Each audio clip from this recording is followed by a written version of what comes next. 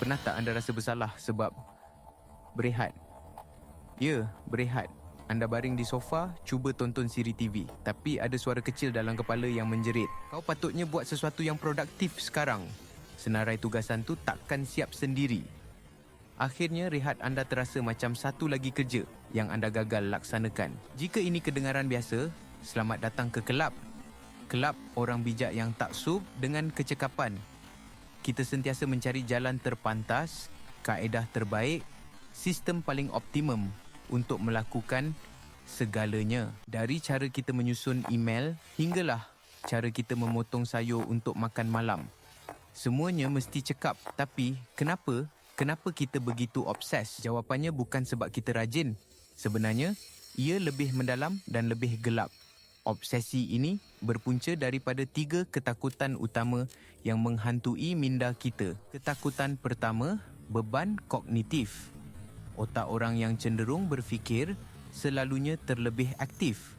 Ia seperti mempunyai 50 tab pelayar terbuka serentak dalam kepala anda. Ada idea baru, projek yang perlu disiapkan, buku yang perlu dibaca, kemahiran yang perlu dipelajari.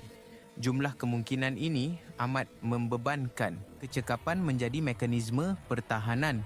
Ia adalah cara kita untuk menyusun kekacauan. Dengan mencipta sistem, senarai dan rutin, kita rasa seolah-olah kita mengawal banjir maklumat ini. Kita tak semestinya menyelesaikan lebih banyak perkara, tetapi kita rasa seperti kita mengawalnya, dan perasaan itu melegakan. Ketakutan kedua, kebimbangan eksistensial. Dengar sini, ini agak berat. Kita semua akan mati.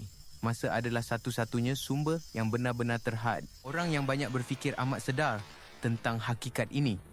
Setiap minit yang disia-siakan dirasakan seperti satu langkah lebih dekat kepada penyesalan di penghujung hayat. Jadi, obsesi terhadap kecekapan adalah satu cubaan untuk menggodam kehidupan, untuk memuatkan sebanyak mungkin pengalaman, pencapaian dan makna ke dalam tempoh masa yang singkat. Ia adalah satu ilusi, kawalan terhadap sesuatu yang tidak dapat kita kawal, peredaran masa. Dan ketakutan ketiga, yang paling licik, ketagihan dopamin.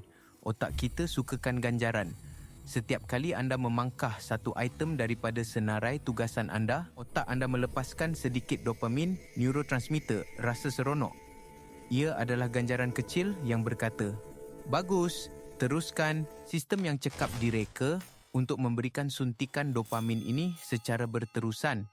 Email sifar, senarai tugasan yang kosong. Setiap kemenangan kecil ini menguatkan tabiat itu. Lama-kelamaan, kita menjadi ketagih bukan kepada hasil kerja, tetapi kepada perasaan menyelesaikan kerja itu sendiri.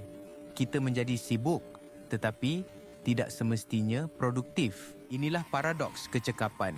Dalam usaha kita untuk menjimatkan masa dan tenaga, kita akhirnya menghabiskan lebih banyak masa dan tenaga mental untuk merancang, mengoptimum dan risau. Anda menghabiskan 3 jam mencari aplikasi pengurusan tugas yang sempurna, invece, daripada hanya melakukan tugas itu selama 15 minit. Atau anda mencipta sistem pemfailan yang begitu rumit, anda terlupa di mana anda menyimpan dokumen penting itu. Jadi, adakah kita semua ditakdirkan untuk menjadi hamba kepada kecekapan? Tidak semestinya. Kuncinya adalah untuk beralih daripada kecekapan, efisiensi, kepada keberkesanan, effectiveness. Kecekapan ialah melakukan sesuatu dengan cara yang betul. Keberkesanan ialah melakukan perkara yang betul. Anda boleh menjadi orang yang paling cekap di dunia dalam menyusun kerusi di atas dek kapal Titanic. Tapi, itu tidak akan menghalangnya daripada karam. Bagaimana kita boleh berubah? Berikut adalah 3 langkah praktikal. Langkah pertama, gunakan peraturan 2 minit. Jika sesuatu tugasan mengambil masa kurang daripada 2 minit untuk disiapkan, lakukannya serta-merta. Jangan masukkan ke dalam senarai, jangan rancang, jangan fikir.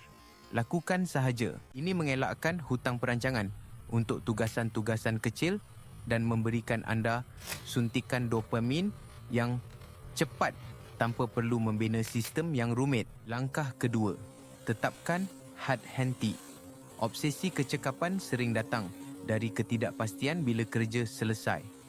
Kita sentiasa boleh membuat sesuatu lebih baik, lebih cepat, lebih sempurna.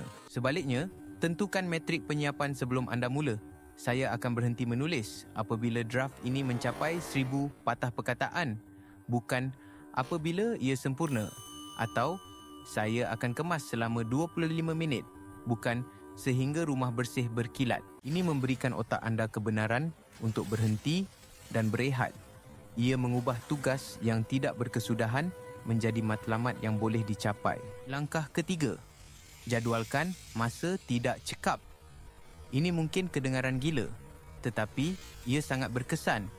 Peruntukkan masa dalam kalendar anda untuk tidak melakukan apa-apa yang produktif. Jalan-jalan tanpa tujuan, dengar muzik sambil merenung keluar tingkap, berkhayal. Ini bukan masa yang sia-sia.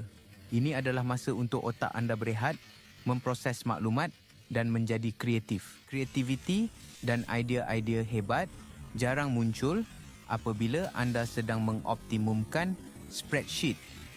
Ia muncul semasa anda mandi, berjalan atau hampir tertidur. Pada akhirnya, obsesi terhadap kecekapan bukanlah tanda kecerdasan yang unggul.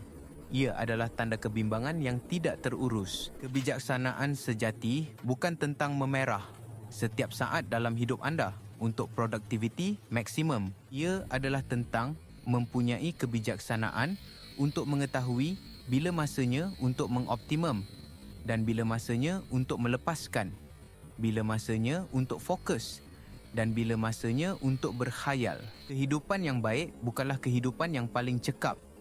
Ia adalah kehidupan yang penuh makna, yang mempunyai ruang untuk kekacauan, kebosanan dan keindahan yang tidak disengajakan. Jadi, lain kali anda rasa bersalah kerana tidak produktif, tarik nafas dalam-dalam. Mungkin pada saat itu, anda sedang melakukan perkara yang paling penting sekali.